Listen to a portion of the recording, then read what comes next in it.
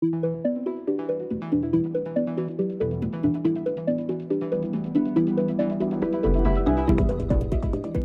Besa Lutzi, and welcome to Other Talking Points, a K2.0 podcast.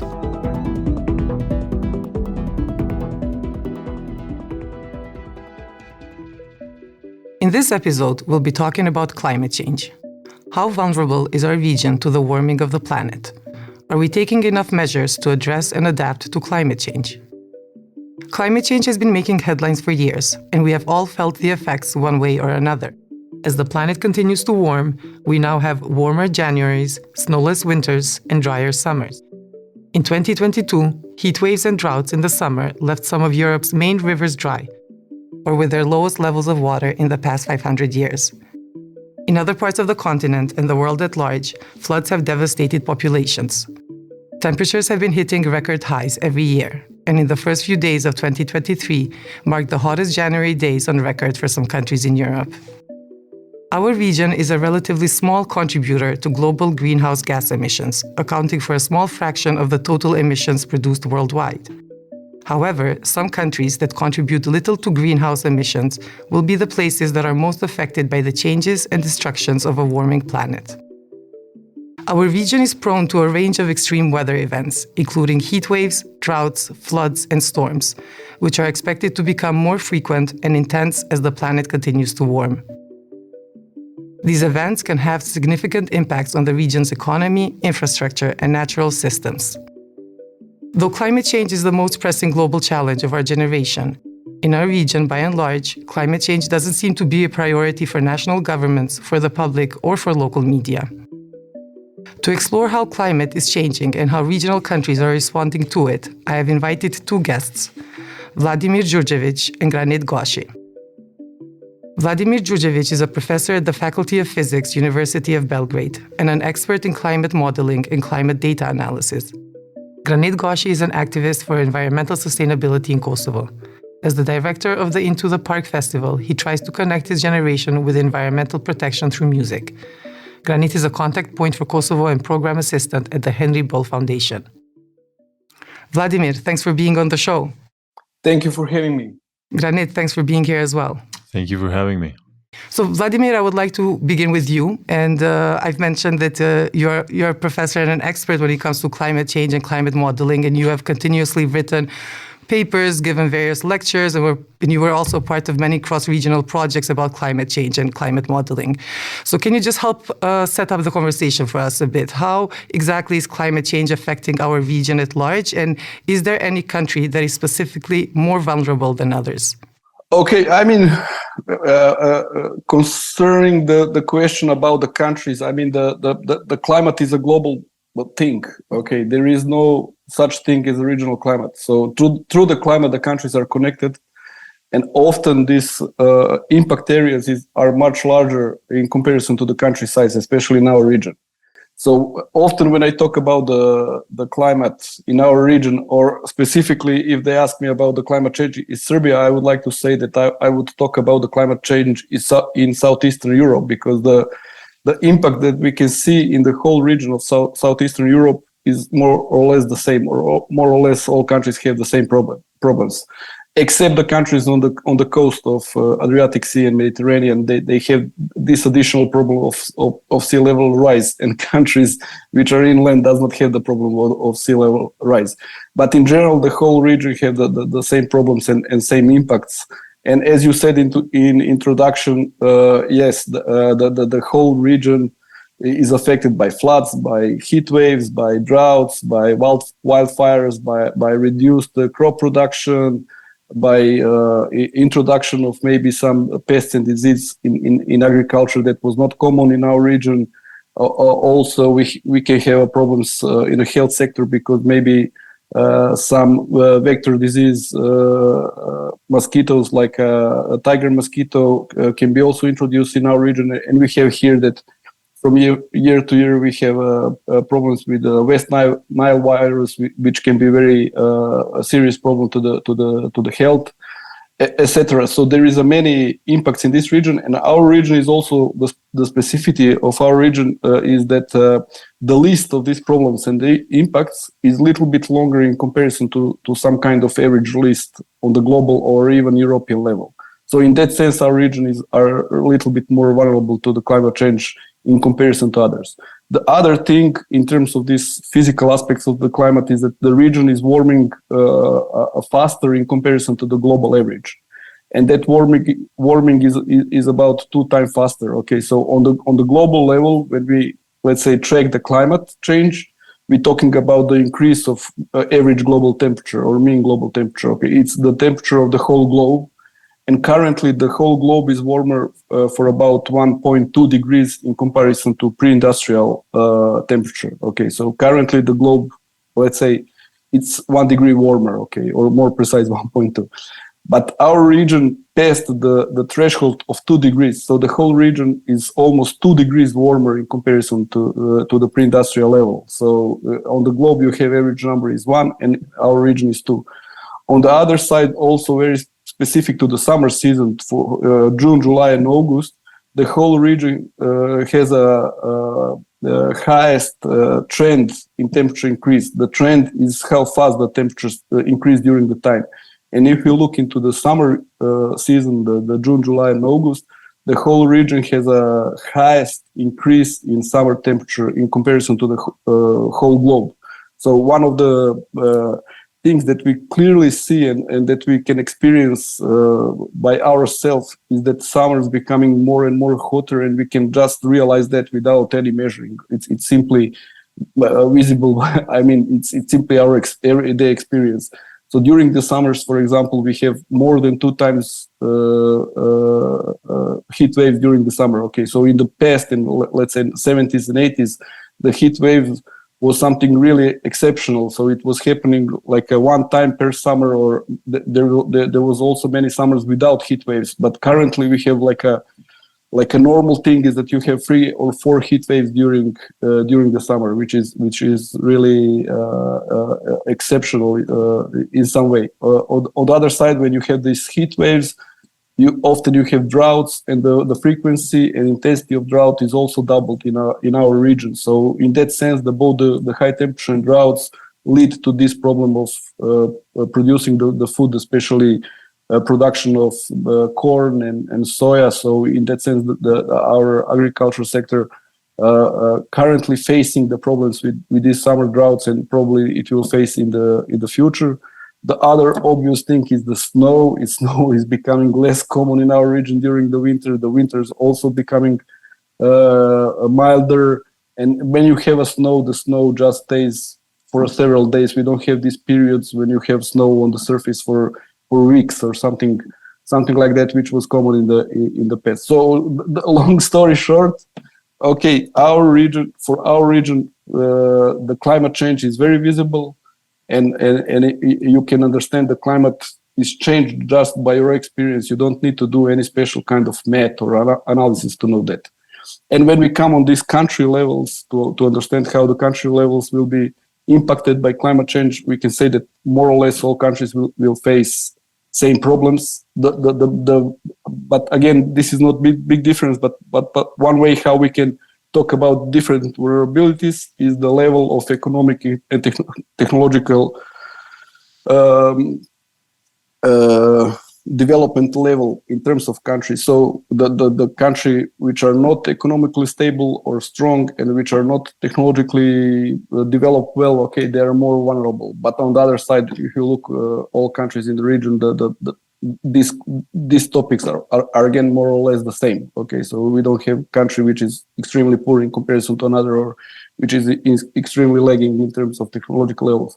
So in that sense, the climate change is, when you talk on these local impacts, is general the regional impacts. We should think about the wider region and understand the impact, not just the small pieces as the countries.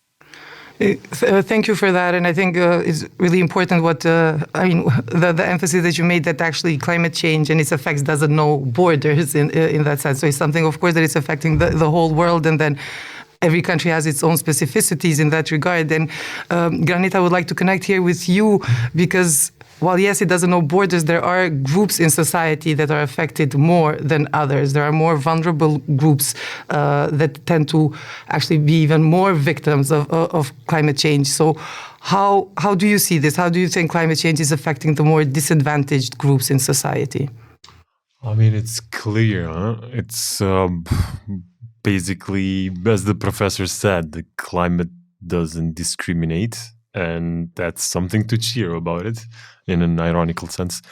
But yeah, and then its effects basically or become really easily a burden to the most fragile parts of the society, namely communities. I mean, you can already say that or kind of illustrate the picture of that in Kosovo. People who do suffer most of the consequences of the energy production in Kosovo are people from minorities, namely Roma people in Plementina, also people within the municipality of Obilic, where we have the two main coal power plants.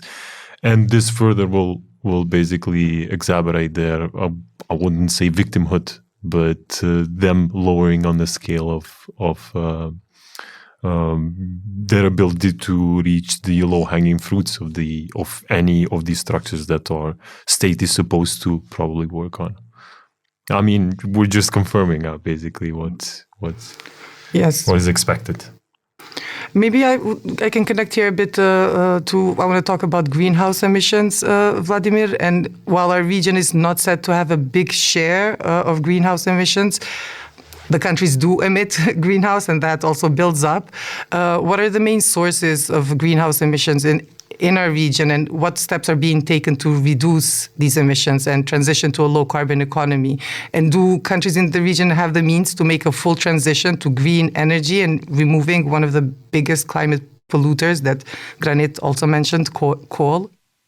Yeah, I would just like to add something in terms of this social injustice. I mean, one of the problems in our region, I would say, is this economic inequality, which become wider and wider. I mean, the gap between the rich people and poor people, and the climate change will bold that thing. Okay, it will make more visible, and this gap will become wider. So that's the one of the consequences of the climate change on the global level, but also here on a local and regional level, because we have this huge inequality in terms of economic strength of different groups here. So that can also be a problem in terms of this social injustice when we talk about the climate change, and also this generation intergenerational injustice, because we're creating the problem knowing that we are creating the problem, and somebody in future may be gonna tackle that problem in the right way. In terms of emissions, yes, our region are not like India or China. We cannot measure ourselves to emissions of such a big countries, or United States, or I don't know, the European Union countries, etc. But there is some other measures how much we emit. One of that measure is per capita. Okay, how much each of us emit as a person, and in that sense, we should say that we are in the upper half of global emitters. So. In that sense, we can compare ourselves not to most developed countries, but to many countries.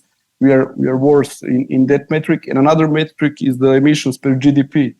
And in that sense, for example, the Serbia, it's really not on a well position in terms how much CO2 you emit to produce unit of GDP. So that tell you that the energy that we produce, we use that energy very inefficient. Okay, so we need to spend much more energy to produce one unit of GDP.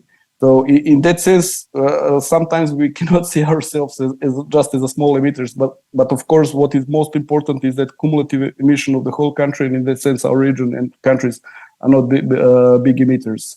The problem in our region is that all countries depend heavily on coal, and the thermal power plants are the bigger emitters of CO2, and in that sense, the energy sector is the bigger contributor to this. And unfortunately, as you said, our steps toward the decarbonization and expansion of renewable energy are really small or almost invisible. Okay, and we just don't follow the path of some countries, which should be used as examples, and countries from European Union. In the past, like 10 years ago, the main argument why we are not taking this path of turning into the renewable energy world was that the renewable energy production was really expensive, and we are a poor country, so we don't have money to play that silly game to build wind farms and solar panels. But today, the technological solutions for renewable energy, like PV panels or wind farms, really becoming cheaper and cheaper. Currently in our region, the excuse that we don't want to take a path into renewables cannot be economic anymore, because the solar energy, electricity production and wind electricity production can be comparable with the coal energy power production. So right now you cannot say that you need to have much bigger investment and that electricity will be much more expensive in terms if you produce it from the solar and wind in comparison to coal. So in that sense, I think that currently our region is really have a good chance to take another path and to start to introduce renewables on much bigger scale in comparison to the previous years. Because in the previous years it was like okay, let's build some small wind farm, let's try to introduce some PV solar panels on our rooftops, on the private houses, etc. But right now, I think that we should go to the path in which we really build the new energy sources on industrial scale in terms of wind and solar. So on the other side, the fossil fuel industry globally, but also on our level, are really strong in terms not only the financial capacity of that industry, but also their capacity in terms of lobbying into the governments, steering government decision, etc. So in that sense, it will not be easy to do this green transition because of that power that fossil fuel industry has.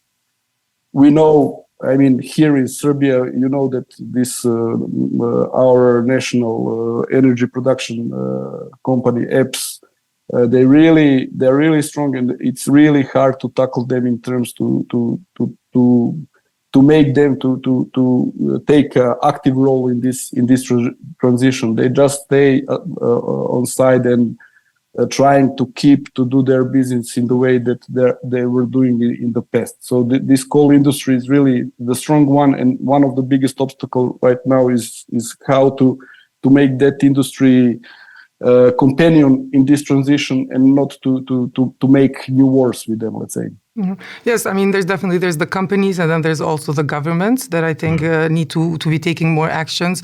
And just last year was a COP27, which was held in Egypt, and ultimately there were some agreements reached, but they failed to reach the most important one, that is to cut greenhouse gas emissions in line with the 1.5 degree target. And actually, this was also granted the first time that the Kosovo government participated at COP27, and of course they presented it as a huge success. But beyond just that kind of promotion of it, how do you see Kosovo engaging with international efforts to combat climate change? I mean, Kosovo just within COP was part of the Germans' Biennale within the COP27 in Egypt, so it wasn't represented obviously as a own state, even though the current ministers declared basically that Kosovo will go by on the obligations that do derive from COP27, which is really big step ahead. And then this is obviously for a lot of I would say international feet, but putting it into the local perspective, yes. I mean, we will again for the so many times reduce the whole transition into energy transition, since we're not talking about circular economy or agriculture at all, or as Professor said, or worst marking point is the coal usage, lignite usage in the region, which basically does the whole black mark on us. Internally, we have a draft strategy on energy, which is surprisingly super good. The new Minister of Economy, which is responsible for energy as well, drafted that pretty dubiously, in the sense of not opening the working groups for the civil society, embarking this idea that the transition needs to be just in the sense of including a lot of people and making people actually part of the transition, since they probably need to be the owners, and also one of the main stakeholders of the whole process. But then again, they made really radical points on shifts. I must state that Vedendosya, the current political party, ruling party, never came forward with a program which had any green transition integrated within their own form. And this goes also for the rest of the political spectrum in Kosovo. They either have no idea what they're going to do, or they just try to stick on with the old one, to basically just extracting more coal, burning it, and therefore also ensuring more votes for them, since they do see this whole line as a clientelistic mechanism to reach votes.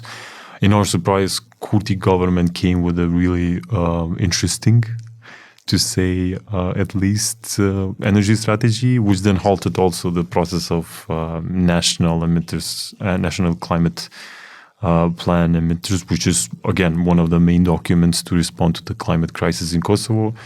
We still do have hopes that this will take place. And as about funds, there are a lot of funds now, especially this whole thing, the conflict, in the Eastern Europe, from the Russian aggression to Ukraine, exacerbated the whole, I would say, sense of urgency that EU now has to put in the Western Balkans in the sense of integration. And this meant that, basically we will be accelerating the whole process. So there are a lot of funds available. I can name 9 billion euros only put it aside for Western Balkans from the EU, for which money basically even municipalities of each of the 6 countries could apply, and actually with green projects.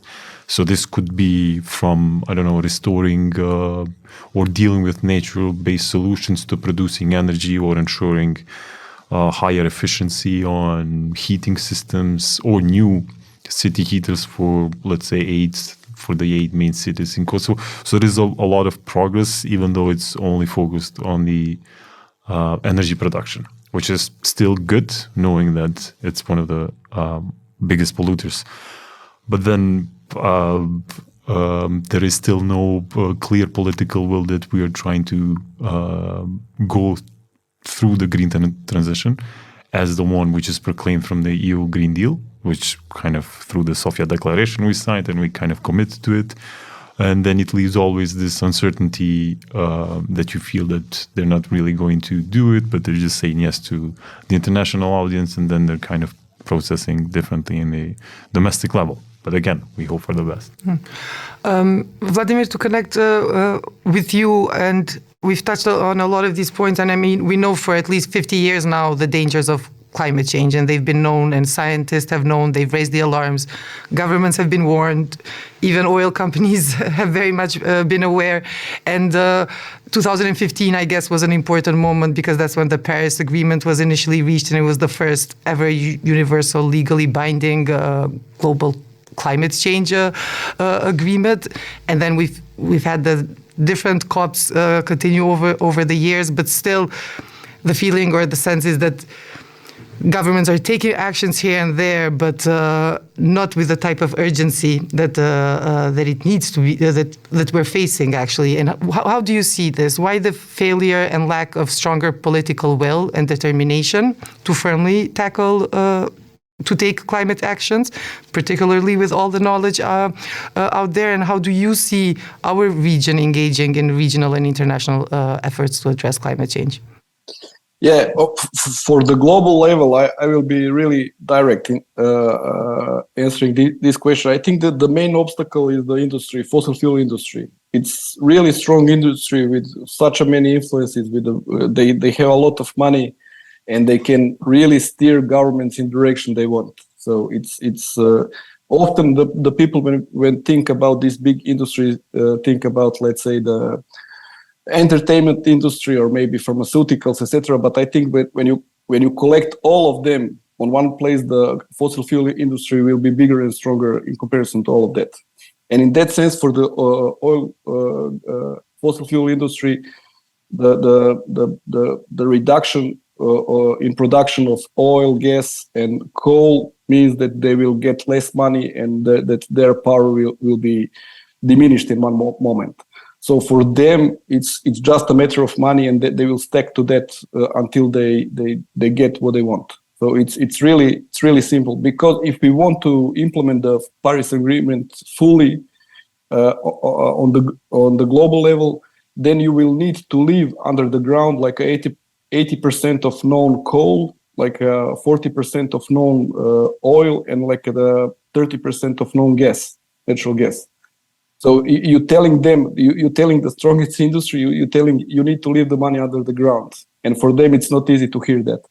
And the best example is like a last COP in Egypt that you mentioned. On that COP, the fossil fuel industry had like a 600 lobbyists there. Okay, so they're directly influence the process of negotiation and to the process of setting up the goals, etc. So in that sense, this economical money power issue should be solved somehow if we want to keep targets alive, because the 1.5 target is probably not alive anymore. So it's not will be able to keep temperature under 1.5 degrees. The 2 degree target is alive, but it's hard to achieve, and we should do really much bigger effort if we want to achieve 2 degree target to stop global warming in threshold of 2 degrees. For our region, 2 degrees means something between 3 and 4 degrees. Okay, it's not 2 degrees for everybody. And it means that we will gonna have a double number of floods, double number of droughts, doubles. The strongest of droughts will be much higher. The heat waves will be stronger, etc. The world, which is just 2 degrees warmer in comparison to pre-industrial, means that you will face problem on annual level. Each year you will have some kind of strong extreme that will hit your economy and hit society and hit the nature, because the nature is also we put the nature aside from time to time, just thinking about the society and how we're going to work on the warmer climate. But the plants and the animals should also work on the warmer climate, and for them there is no option for adaptation. They cannot build some kind of adaptation infrastructure that they're gonna keep them safe. You cannot build a adaptation structure for a forest to keep forest alive in terms of pest, disease, and problems with the drought, etc. So in that sense, 2 degrees, again, it's better than 3 degrees, but it's also a world with a lot of problems, and currently we need to do much harder and to make much more efforts to comply with that goal. That's the problem on a global level. But when you come to the regional level, in our region, as we know, we are not any kind of important players on a global scene, or we are not economically strong to do some kind of unexceptional transition plans, etc. In that sense, our region just looking what the world is doing, and if the politicians see that other global nations are not putting so much effort in this, especially some big polluters like let's say China or maybe Russia now is really problematic, because they will probably step out of any kind of climate negotiation on a global level. And then you see the United States, in which they elected the Donald Trump, which denied the climate change. Okay, now the situation is changed, but for 4 years they had a president who saying there is no climate change.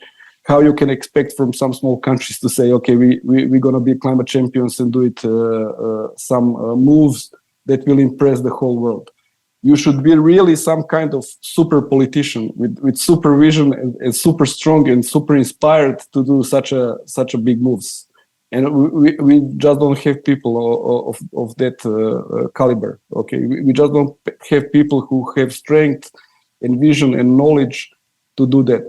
In general, in our region, all ecological topics are really strange. I mean, not strange, but really unseen by politicians. I think when the politicians in our region should talk about the ecology or climate, that they had like some kind of instant headache, like, oh no, I don't want to talk about that, because I don't know anything about that. I just heard a few sentences. I know there is something about the Paris Agreement, but I don't know what is the Paris Agreement for sure. So I just don't want to talk about that. I feel bad in my stomach. Let's try to do some other topics in which we are specialists, like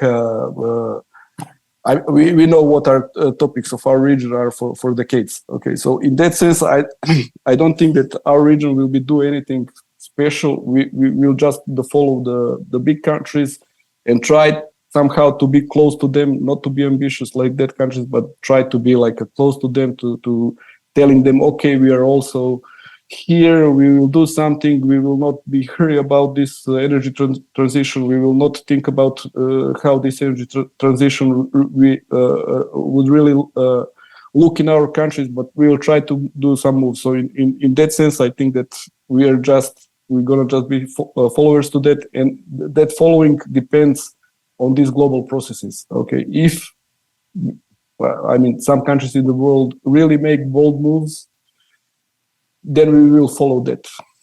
And for me, I mean, that is scenario that I saw. I would like to be different. I would like to be in the way that countries in this region really look for some kind of more ambitious moves. Because in the past we have this nice example of this small Pacific Island countries and least developed countries in the United Nations. So it's a group of like 40 or something countries, and that group, made this 1.5 goal in Paris Agreement, because the main goal was 2 degrees, but then you have a pressure for the group of these small countries, and as a group of the countries, they make a push to that agreement should include also this 1.5. So in that sense, I think that when small countries work together, they can have like a really measurable impact in terms of this international negotiation. And maybe that's our chance. If we cooperate as a region on these topics and try to make some kind of impacts within the international negotiation, maybe we can do something. In the last COP, this damage fund was started. Okay, and as I said on the beginning, our countries are not economically strong. We will probably need in the future. We will probably need some kind of economic help to transform our energy system and to adapt to a climate change, because we don't have money for that. So in that sense, we should be very active in terms of international negotiation when we come to this loss and damage fund, and to see our role there, to use some funding to try to do something. I often say, as an example, you have like a hurricane in United States which hit the coast and make damage of $100 billion. Okay, and that part of country of United States will never recover totally after that. But the United States will not organize some donation event in which they will ask countries around the world, oh, please help us. We need some money to recover from this hurricane. But in Serbia, you have a floods. The total damage was 100 times smaller. It was $1.5 billion, not $100 million. And we have this donation conference in Europe to raise the money to try recover ourselves. So we don't have economy strong which can easily recover from that. And if we work as a region to have this kind of mechanism, how we're going to recover from extremes, I think that we can have much better results in the future, and we can be much safer in comparison to the story that everybody just follows some kind of global trends, and if somebody happens something, okay, we as a country we're gonna follow that or something like that. True, and I think besides the fact that the governments in the region are more prone to just follow rather than to take initiative, I think they've also done a lot of damage to nature and environment. And nature is something, Vladimir, that you mentioned earlier, and it made me also think just what's been happening with small hydropower plants in the region. And also, I think there was a moment in the first year during the pandemic, during COVID-19, there was when we were more isolated, there was less human activity. There was this mantra that we would hear time after time of that, okay, we're giving the planet a bit of a break, but I don't think necessarily that happened, because what a lot of governments in the region did, they also used those first few months of the pandemic to move forward with the construction of hydropower plants. For example, that happened in Bosnia, but also in general, even in Kosovo, this has been a very heated debate, and there's been a lot of activism as well against the construction of small hydropower plants, because not only do they affect negatively the people, the communities living in those areas, but they're also detrimental to the biodiversity. And Granit, I would like to connect with you here, because you were also involved in all of this. And for me, somehow, the whole discussion around hydropower plants also was one of the first moments when I think a lot of people started to become a bit more environmentally aware and about the human impact to environment, so in a negative sense. So how have you seen this activism, and do you think that there's a more loud voice in that regard? Is it also an opportunity through this discussion to talk about other issues in relation to climate change in general? True. I mean, yeah, the hydropower boom, small hydropower boom, which kind of affected the whole area of the Western Balkans, all of us, produced also a lot of backlash, basically, but not in the sense of making people think of environmental awareness in general, but merely making them just question basically their livelihood, because that was a pure reaction. You destroy my water resource, I basically protest for that. But I'm protesting because I don't have clean water anymore to drink. Not that I do think that nature deserves better or that climate change is an issue, and this is how it's been reflected locally to us. It's still a good start, because we didn't have that at all in the previous years, and that kind of served to somehow build up a critical mass around topics that environment offers, namely climate change, from plastic waste or wastewater treatment in general. Kind of it exacerbated it into more serious levels, and that was also kind of mirrored, I would say, in a lot of the events throughout the region. In Kosovo, we have this Kosovo Sustainable Development Meet, which the year after the hydropower boom took over, immediately that event was bombed, basically, by participation and many donors and people kind of finding themselves there into this common language that they have found amongst each other. This is really ironic, because hydropower, basically, it's one of the ways how I would say a scientist would think that this is the way how you decarbonize your country. And knowing that we suffer from coal, we thought that, or at least our state thought that this would be the nicest way how to approach it. But then they, again, not just in Kosovo, but all throughout the region, they went to implement this feed-in tariff. So basically, you come there as an investor, have no portfolio whatsoever on producing energy, but you have the money, you get the place, you get everything, and you get a feed-in tariff, which basically guarantees that you will profit anyways from this investment. Basically, it's like a no-risk investment. And this is promised to most of the contractors for a carried up for 12 years, and this again made a case against hydros. Typically in Kosovo, that wouldn't be the solution, because we already are under stress of water, and we're projected, as the professor said, that the stress on water is going to be exacerbated, so our resources are going to be really low in terms of energy production. But still we went on. We have no assessment, no feasibility whatsoever. We just kind of, in behalf of this quota that we wanted to reach on producing alternative energy, we kind of went on, and we did more damage actually than we did harm. Now, even the environmental movement in Kosovo, it tends to be really skeptical about the ideas of green, which can be namely solar or wind or hydros again. So it's really strange how it developed, even though it gave a lot of potential. I mean, that was seen in Kosovo, in Albania, which kind of rose in Bosnia and Herzegovina. Probably we are all aware of the documentary called The Blue Heart of Europe, which kind of took examples from each Western Balkan countries and people's reaction towards basically a healthier and livable life. So it served to a creation of a critical mass. But then this critical mass took its own course in a strange manner. But it's still here.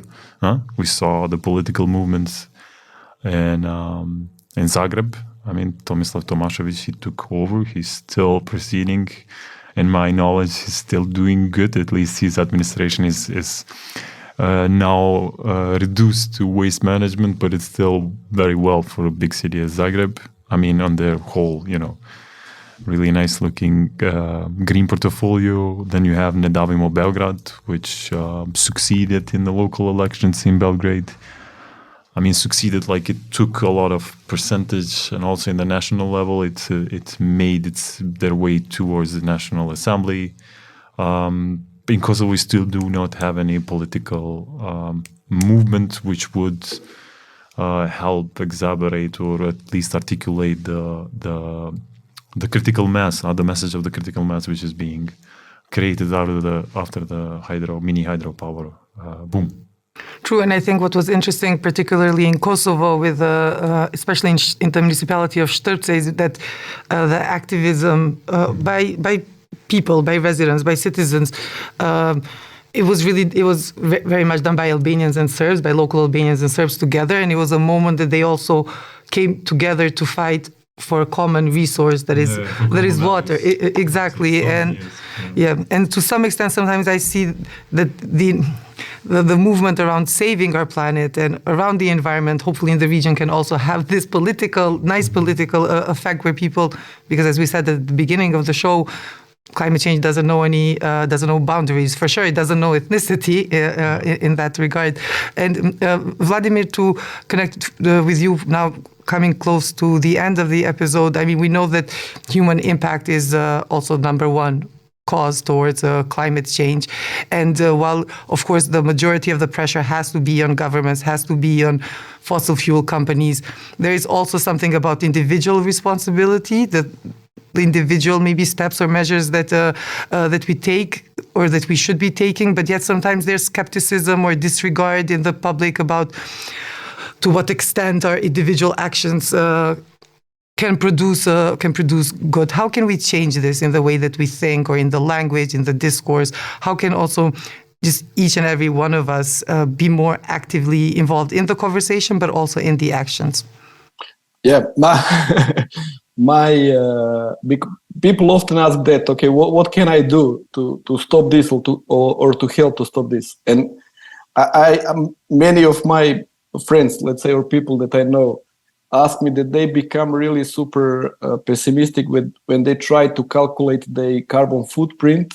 Okay, first you calculate your carbon footprint, how much of carbon you emit during the 1 year, let's say. And for our region, it is something between 5 to 7 metric tons. Okay, so they calculate that, and after that they try to reduce, picking up different measures, how much they can reduce that footprint, and they become super pessimistic when they realize that they just reduce that for like maybe 10-15%, and that majority of the footprint is in general is not in their hands, because producing of electricity is not in the hands of the people. Except if we switch to solar, then some significant part of production can be in the people, in the hands of common people. So in that sense, we can examine the solar energy as like a democratization in energy production, which is good, I think.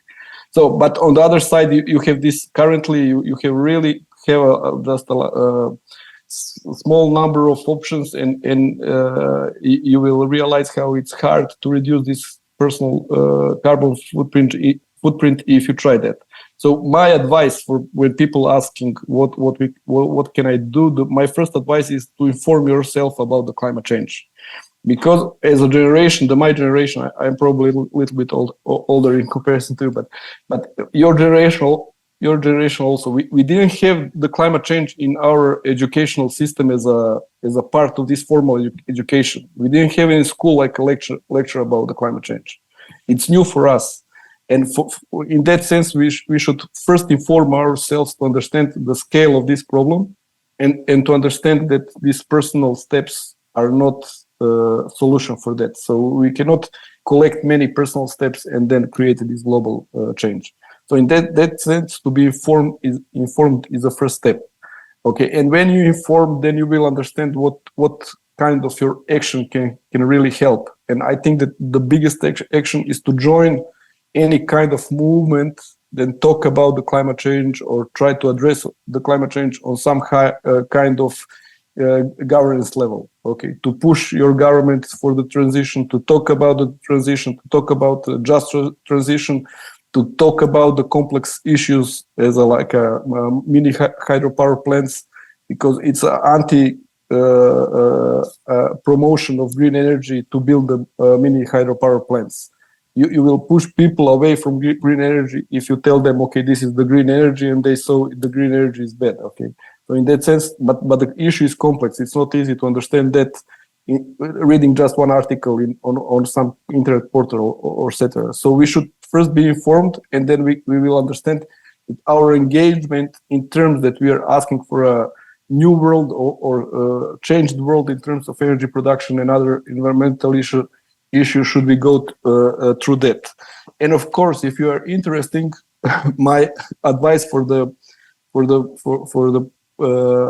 friends and people who are asking, try, just if you want to do something to be good with yourself, try to reduce any kind of resource that you use. Okay, if you use water, try to use it less water. Okay, and don't try to use excessive amount of water for nothing, because when you use water, you use electricity also. If you have a pipe in your apartment with the bathroom, when you turn on the water, then there is somewhere in the city there is a pump who make a pressure in that pipe to come to your apartment, and that pump works on electricity. So you emit CO2 when you use water. So use less of water if you want to help climate change. Try not to send your food to garbage cans. Okay. Because if you buy banana, let's say, and you throw that banana in a garbage in a few days, you emit a lot of CO2 to get to that banana. That banana is produced far away from our region. It was processed somewhere, then transferred to our region, then put in some kind of, again, a facility which will keep it for a few days, then it's transferred to the market, then you buy it, then you bring it to the home, and then you throw it into the garbage. So you emit a lot of CO2 on all that pet, and that CO2 go into the garbage. So try not to make a food waste. Try not to buy as much clothes as you like, because maybe during the summer you can have 2 t-shirts and not 5 t-shirts, and if you have 5, the 2 of them you will never use it. Okay, and that t-shirt also goes several rounds around the globe to come to your closet. Okay, the material first, when you need to produce the material, you will use a lot of energy and a lot of water. Then that material will be processed. Then it will be sent to the factory which will be make a t-shirt, then that t-shirt will be sent to, let's say, the Europe. Then from some European countries it will be sent to our country. Then you will go to the I don't know which company, go inside, buy 5 t-shirts, and then you bring it to the home and put 2 aside. Okay, and these 2 have a lot of CO2 behind that, and you will never use it. So try to reduce your clothes. You can think about any resource that you use. You can think about how you can reduce that. Sometimes it can be game for you, like just try to think about that. You don't need to, but don't feel the pressure, because some people feel pressure about this, and they really try to reduce their footprint. And when they realize it's not possible without some bigger framework, they become depressed, and they become tired or doing all that things, and that can be discouraging. So first point, inform yourself. Second point, try to become part of some kind of movement or some kind of action that will help to solve this problem on a little bigger scale, not just your personal scale. And then if you are willing, you can try to reduce some of the resources that you use every day. It's gonna be helpful, and you will feel better. But understand it's not the solution for the whole problem, but it can be good on your personal level just to feel better. And you can also have some kind of, as I said, game. You can make some kind of mind puzzles, how I can reduce that or how to do that, and that can be inspiring also for the people. Thanks for all those great tips, Vladimir. And Granit, you for the end, I'm just curious, what has been your experience with the festival that you do, and with regard to the information that you think the younger generations have that is available to them? Because today we think that, I do think that the younger generations are more environmentally aware and very much leading the activism globally. But what has been your experience in Kosovo in that regard? As again, restating what the professor said, that it's the whole thing is really complex, and our minds are not designed to deal with complex things. We need an aim, we need a target. Simplified thing to tackle, to touch, and then to go for it. Otherwise, if you talk about, I don't know, t-shirts and bananas, and you go around the water pipe and blah, blah, blah, it can feel really discouraging to absorb. Not that it's not true. It is really remarkable if you do that, but that tends to feel really vague and really something distant, and people tend to downplay it really easily. Yeah.